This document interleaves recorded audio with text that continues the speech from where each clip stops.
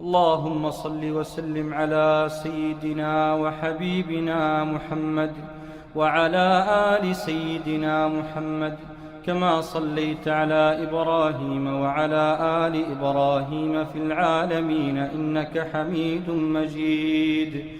اللهم صل وسلم عليه في كل وقت وحين.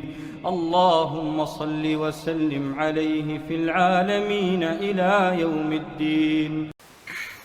بسم الله الرحمن الرحيم. الحمد لله رب العالمين والصلاة والسلام على سيدنا محمد وعلى آله وصحبه أجمعين. Chers téléspectateurs, chers abonnés, je suis fier et j'ai l'honneur de vous féliciter à l'occasion du Rabi' Nabawi, mois de naissance du prophète Mohammed sallallahu alayhi wa sallam. Et d'ailleurs, je vais vous rencontrer chaque jour, Inch'Allah, d'ici le 12 du mois, Rabi' al-Awwal, pour une série dédiée à la lecture dans un livre précieux pour la biographie de Sidna Mohammed sallallahu alayhi wa sallam, d'après Al-Tirmidhi. L'année dernière, on a abordé le plus précieux des livres dans le contexte, c'était Al-Shifa bi Ta'rif Huquq al-Mustafa, d'après Al-Qadi Iyad, version arabe. Inch'Allah, on aura l'occasion de l'aborder en français prochainement. Donc, cette série est destinée au grand public, bien sûr, aux chers résidents à l'étranger, aussi dans les pays francophones, en particulier en Afrique. D'ailleurs, je salue vivement mes chers frères et amis au Sénégal et partout en Afrique. Donc, ce livre est subdivisé en 57 chapitres. On traitera 5 chapitres par jour. Durant les épisodes de 1 à 11, ça veut dire on aura 50. Et les 7 restants seront traités dans le 12e épisode, et le dernier bien sûr. Le premier épisode de la version arabe a été réservé à une brève présentation du livre avec une petite biographie de At-Tirmidhi. Mais dans la version française, d'ailleurs c'est la première, on va fusionner l'introduction et les 5 premiers chapitres. Sinon, dorénavant, les versions arabes et françaises seront en parallèle. Donc on s'excuse, peut-être cet épisode sera un peu plus long, entre guillemets, parce qu'il contient en fait 2 épisodes. L'introduction et en fait la première partie qui englobe 5 chapitres. Bien sûr, pour la version française, ce ne sera pas une traduction à la lettre en arabe, ce sera plutôt une version francophone. Comme disait parfois le proverbe, traduire c'est trahir. Donc tout d'abord, le livre s'appelle Al-Shama'il Muhammadiyya. Il s'intéresse à la biographie du prophète Sidna Mohammed sallallahu alayhi wa sallam dans 2 aspects corporels, as-sifat al-khalqiyya, et spirituel, as-sifat al-khuluqiyya. Ce livre a été expliqué par plusieurs savants, c'est-à-dire ulama. Donc on peut citer par exemple Al-Anwar fi Shama'il al-Nabi al-Mukhtar, c'est-à-dire les lumières des aspects du prophète choisi. En arabe, bien sûr d'après le Tirmidhi, d'après Al-Barawi, c'est lui qui a expliqué ce livre de Tirmidhi. En arabe, on avait l'habitude de faire des titres suffixés, comme ça, on a par exemple, on remarque Al-Anwar avec Al-Mukhtar. Donc on a toujours quelque chose comme ça, comme Al-Shifa bi Ta'rif Huquq al-Mustafa. Ok. D'ailleurs, tous les ulama appréciaient ce livre très utile et bien fait par At-Tirmidhi. Sinon, c'est le nom complet de Tirmidhi. C'est Abu Isa Muhammad ibn Isa ibn Musa ibn Samura ibn Musa ibn Dahhak Sulami Ad-Darir Al-Bouri At-Tirmidhi. Donc on va expliquer ce long nom entre parenthèses, mais c'est le vrai, c'est le nom complet, parce qu'en général il faudra faire la différence. Par exemple, on pourra trouver par exemple un certain Abu Isa ou bien Ben Isa. Donc le nom complet permet quand même de différencier les ulama. Alors, Sulami, ça veut dire, c'est dérivé du Sulaya, Sulama, c'est-à-dire un village. Aussi Boura des livres du Bourg, village du Tirmidh, où était mort notre alim Tirmidhi. Ad-Dari, c'est-à-dire aveugle. Dari en arabe, ça veut dire aveugle. Donc il y en a qui disent qu'il était aveuglé, c'est-à-dire né aveuglé, ou bien aveugle-né. C'est ce qu'on appelle en arabe akmeh, c'est-à-dire dès sa naissance, il était aveugle. Et on a d'autres qui disent non, il a été aveugle après. Hein. Bon, en général, bon, ça dépend des versions, hein, ça dépend. Donc, l'essentiel qu'il était mort aveugle. Donc, Dahabi, parmi les grands ulama et historiens, dit qu'il était né en 210 de l'Hégire. 210 de l'Hégire. Et mort en 279 de l'Hégire. Avant de continuer, permettez-moi d'ouvrir une parenthèse. À quoi ça sert la date de mort d'un savant, bien d'un alim, surtout en études islamiques? En général, on va trouver beaucoup. Chaque alim, on dit qu'il était mort. D'accord? À quoi ça sert? Par exemple, Bukhari, mort en 256 de l'Hégire. Bon, par exemple, il y a beaucoup de types d'apprentissage. Par exemple, l'écoute, on appelle ça sama, c'est-à-dire j'ai appris le hadith par sama, l'écoute. Il y en a d'autres, on va peut-être les citer prochainement, Inch'Allah. Alors, supposons que quelqu'un est né en 400 de l'Hégire, d'accord? Alors, il va nous dire, bien sûr, après qu'il va être, par exemple, un jeune, bon, à partir de 15 ans, bien 12 ans, ou bien 20 ans, qu'il a écouté directement de Tirmidhi. Attention, directement, c'est-à-dire pas acquisition, apprentissage par licence ou bien, on va voir ces types-là, il y en a 8. On va voir ça. Hein. Il a écouté directement de Tirmidhi. Ah, on va dire, monsieur, c'est pas possible, c'est contradictoire. Tirmidhi, il est mort en 279 et vous êtes né en 400 de l'Hégire. C'est pas possible. Soi-disant, c'est une possibilité de validation d'informations historiques. C'est ce qu'on appelle validation, ou bien, c'est-à-dire tahqiq ou tahaqquq. Alors, il y a d'autres critères d'ailleurs pour s'assurer de ces propos historiques. On verra ça après. Hein. On va voir ce type de méthodologie après. Ok? Sinon, Tirmidhi a beaucoup de professeurs, ce qu'on appelle shuyukh. Et les élèves, c'est ce qu'on appelle tullab. Le plus marquant professeur était Al-Bukhari. Le célèbre Bukhari, bien sûr, qui a le Sahih Al-Bukhari. Et il dit à son élève, Tirmidhi, alors regardez bien, que j'ai appris de toi plus que tu m'as appris de moi-même. C'est très intéressant, bien sûr. Alors, c'est la modestie de ces ulama. Ok. Alors, pour les ouvrages, il laissé plusieurs ouvrages. On peut citer par exemple le Sunan Tirmidhi, ce sont des Sunan, c'est-à-dire des hadiths. Al-Ilal, donc on a le plus petit, le plus grand. La nomination des Sahaba du prophète, c'est un livre. Il y a aussi le Zod al-Mufrad, c'est-à-dire l'ascétisme singulier. Il y a aussi l'Asma ul-Kuna, les prénoms et surnoms, etc. Donc il y a plusieurs ouvrages, bien sûr, qui est intéressé. Peut-être il pourra acquérir ces ouvrages-là pour savoir ce que ce savant a pu réaliser. Donc on aborde les 5 premiers chapitres. Donc en fait, c'est le début de la deuxième épisode de la version arabe. Hein. Donc ces deux épisodes ont été fusionnés. Mais Inch'Allah, dorénavant, à partir de demain, à partir de la troisième épisode, il y aura en parallèle. Hein, avec un décalage de numéro d'épisode, bien sûr.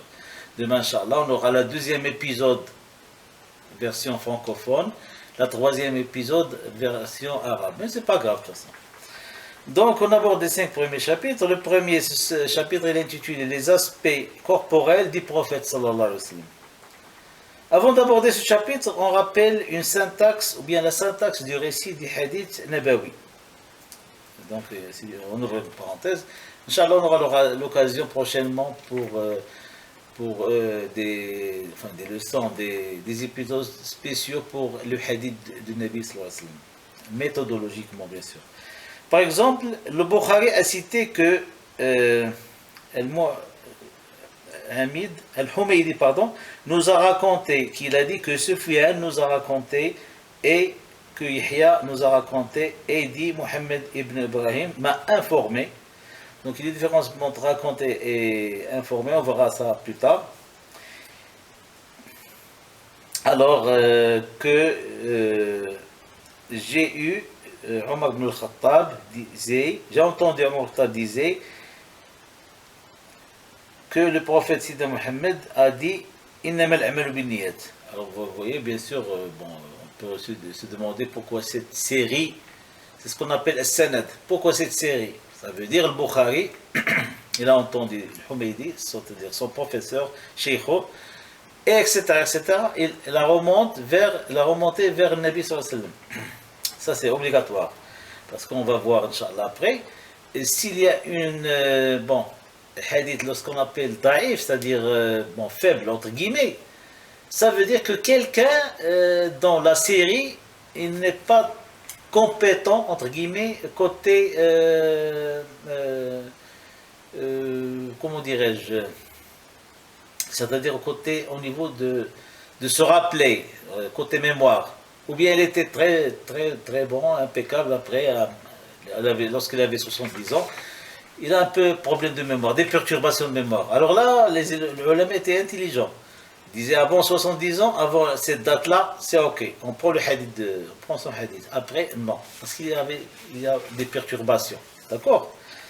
Donc il y a quelqu'un dans la chaîne, donc comme ça, on dit que le hadith est daïf. Sinon, si tout est ok, on verra ça en détail. Hein, pour ne pas. On verra ça, Inch'Allah, en détail.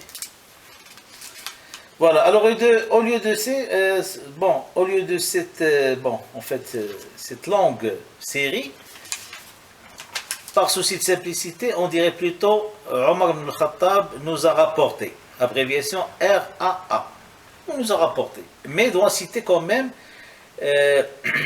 bien sûr le hadith du prophète sallallahu alayhi wa sallam, et aussi on doit mentionner le hadith qui a été cité dans le livre par exemple de Bukhari. C'est-à-dire, c'est lui, Warawi, c'est lui qui a fait le récit. D'accord? Donc, lorsqu'il a rapporté, ça veut dire on a omis une certaine chaîne. Donc, imaginons maintenant, par exemple, alors, actuellement, il existe des gens qui ont appris le hadith b'sama'.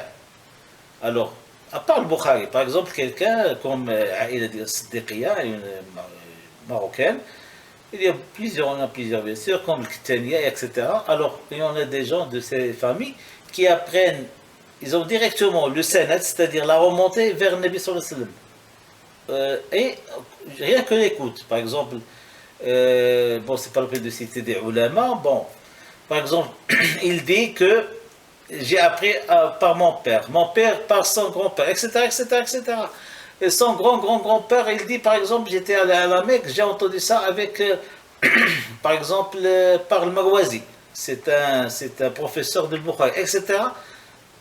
Donc, on arrive à Sahaba, les amis, entre guillemets, du prophète sallallahu alayhi wa sallam, après Nabi sallallahu alayhi wa sallam. Alors, imagine combien tu es on pourra imaginer, par exemple, je ne sais pas moi, peut-être 20 ou 30 ou bien 40, une chaîne de 40. Alors, au lieu de ça, donc par simplicité, on dit que m'a rapporté. Par exemple, il dit, mon père m'a rapporté que, etc. D'accord? Mais juste pour souci de simplicité. Mais en réalité, les ulama doivent s'assurer de la chaîne. Il n'y a aucun problème, aucune perturbation. On va voir ça, Inch'Allah, trop tard. Enfin, prochainement, Inch'Allah. Voilà. Donc, on revient bien sûr au premier chapitre. Dans le récit de At-Tirmidhi, Anas ibn Malik nous a rapporté. Voilà. Donc, on a omis. Alors, si bien sûr les gens veulent savoir, ils n'ont qu'à revenir à Tirmidhi. Au Sunan Tirmidhi, ils vont voir toute la chaîne. Ok? Donc, le prophète sallallahu alayhi wa sallam était. Donc, Anas ibn Malik nous rapporte que le prophète sallallahu alayhi wa sallam était ni très long, ni trop court. Pas trop blanc. On appelle ça albinouk. euh, et pas trop blanc, c'est-à-dire il n'y a pas ce qu'on appelle ça le visage rouge. Aussi joug blanc et fleurs de cœur, de couleur, fleurs de couleur. Joug blanc, c'est-à-dire nayir al-bayad, c'est-à-dire il est blanc, mais cette blanche, c'est pas amhaq, c'est-à-dire c'est pas, qu'on appelle ça en diététique marocain, blaq, pas trop blanc, mais nayir al-bayad, c'est-à-dire comme, bien sûr, il y a un autre hadith qui dit, lorsque je vois le Nabi sallallahu alayhi wa sallam, c'est comme le soleil parcourait son visage, sallallahu alayhi wa sallam. Donc, fleur de couleur azhar al-lawn, c'est-à-dire sa couleur comme les fleurs, sallallahu alayhi wa sallam. Alors, aussi pour ses cheveux, pas de frisme, la bil ja'd al-qatat, et pas de cheveux étendus, c'est-à-dire ses cheveux étaient dans un état intermédiaire. Aussi, elle était ad'aj al-aynayn, c'est-à-dire ses yeux sont trop noirs, étaient trop noirs. Ahdaba, c'est-à-dire trop longs cils, ses cils étaient trop longs. Azaj al-hawajib, c'est-à-dire ses sourcils fins, mais pas trop fins, mais pas trop épais, ni extra fins, c'est-à-dire intermédiaire. Aussi braha, c'est-à-dire sa paume de main, la paume de sa main était très large, sallallahu alayhi wa sallam. Aussi, il était masih al-qadamayn, et amlas al-qadamayn. Ses pieds étaient très lisses, de telle façon que lors de son ablution, sallallahu alayhi wa sallam, c'est-à-dire le wudu, lorsqu'il fait son ablution, alors il ne gardait pas cette eau. Directement, il s'écoulait. Alors imaginez, sallallahu alayhi wa sallam, très très très lisse. Il marchait avec souplesse. Il n'était ni gros ni mince. Soi-disant, était toujours dans la modération parfaite. Modération mais parfaite, attention. Et ça va de soi. C'est le prophète d'Allah, subhanahu wa ta'ala, de l'islam. C'était le prophète d'Allah qui a rapporté l'islam, qui est d'ailleurs la religion de modération. Allah subhanahu wa ta'ala, وَكَذَلِكَ جَعَلْنَاكُمْ أُمَّةً وَسَطًا. Vous êtes une nation intermédiaire, modérée. Donc on passe au deuxième chapitre. Alors, Jabir ibn Samara a rapporté, j'ai vu Al-Khatam, Nabi sallallahu alayhi wa sallam, Al-Khatam. C'est-à-dire, soi-disant, on peut dire anneau ou bien la bague, ça dépend. Alors, comme une glande rouge et comme un œuf de pigeon. Alors, une glande rouge, attention, ça veut dire plutôt un morceau de viande, entre guillemets, mais enrobé avec la peau. C'est comme si c'était cacheté, ok? Enfin, gravé, mais juste exemple. Pour l'œuf du pigeon, attention, c'est juste pour matérialiser la quantité, l'image et les couleurs, la couleur. Juste pour imaginer, hein. C'est ça ce qu'a rapporté, c'est qui a récité cet aspect corporel de Nabi sallallahu alayhi wa sallam. Alors le troisième chapitre, ça concerne les cheveux. Alors de Nabi sallallahu alayhi wa sallam. Donc regardez Tirmidhi déjà, il était son choix, ou bien son récit était très judicieux. Premièrement, tout ce qui est corporel, après les cheveux, etc. Et on va voir la remontée. Donc pour le cheveu du prophète sallallahu alayhi wa sallam, on a déjà vu dans le chapitre 1 que c'était modéré, pas de frissons, non plus pas des cheveux étendus. Dans un autre hadith, alors les cheveux arrivaient à la moitié des oreilles. Donc, pas trop court, pas trop long. Alors, on arrive au quatrième chapitre. At-tarajjul. Attention, alors on a l'impression que tarajjul, ça veut dire tendance vers tout ce qui est homme, enfin, tout ce qui est masculin. Non, tarajjul, ça veut dire prendre soin de ses cheveux. Ok, donc c'est ça. En fait, c'est le fait de prendre soin de ses cheveux. Le prophète massait ses cheveux et prenait soin de sa barbe. D'accord? Alors le cinquième chapitre, une particularité des cheveux. Voilà, donc c'est enchaîné. C'est ce qu'on appelle d'ailleurs les cheveux gris du prophète. Enfin, les cheveux gris. Donc ici, les cheveux gris du prophète. Alors, Simak ibn Harb, c'est-à-dire a rapporté, donc pour avoir ça, RAA, c'est-à-dire en abrégé. Donc, comme ça, on simplifie. Alors, si on citait toute la chaîne, on devrait avoir au moins 15 minutes de plus dans les épisodes. Ok, chaque épisode. Alors, il a dit, j'ai entendu que le prophète, qu'il a dit que le prophète, sallallahu alayhi wa sallam, massait ses cheveux. Alors, s'il massait ses cheveux, il n'apparaît pas de cheveux gris. Sinon, il en apparaît quelques-uns. C'est-à-dire, si le Nabi sallallahu alayhi wa sallam massait ses cheveux, il avait quelques cheveux gris. Rien n'apparaît. Sinon, s'il ne massait pas ses cheveux, il en apparaît quelques-uns. Alors, mais attention, enfin, regardons ce miracle. Alors, lorsqu'on dit masser, pas avec une peinture ou bien c'est quelque chose chimique comme aujourd'hui, attention. J'ai juste, par exemple, un massage, peut-être huile d'olive ou tout produit naturel. Voilà. Ainsi prend fin cet épisode. C'est vrai, elle était un peu longue, je suis désolé. Alors, on l'a déjà dit, on a fusionné les deux, le premier et le deuxième. Mais ce n'est pas grave, à partir de demain, Inch'Allah, il y aura les mêmes chapitres dans la version arabe et francophone. Mais bien sûr, il y aura un -1. C'est-à-dire, par exemple, demain, Inch'Allah, la version arabe sera 3, la version francophone sera 2. Mais c'est pas grave, mais le même contenu. Enfin, contenu francophone et arabe. Donc, je vous remercie vivement de votre attention et de votre patience. Faites-moi part de vos remarques et suggestions. Mon numéro de téléphone WhatsApp ainsi que mon email apparaissent au début du générique. Alors, chers téléspectateurs, à la prochaine, Inch'Allah. Que Allah vous garde et vous préserve. Wa sallallahu wa sallam ala sayyidina Muhammad. Wassalamu alaikum wa rahmatullahi ta'ala wa barakatuh.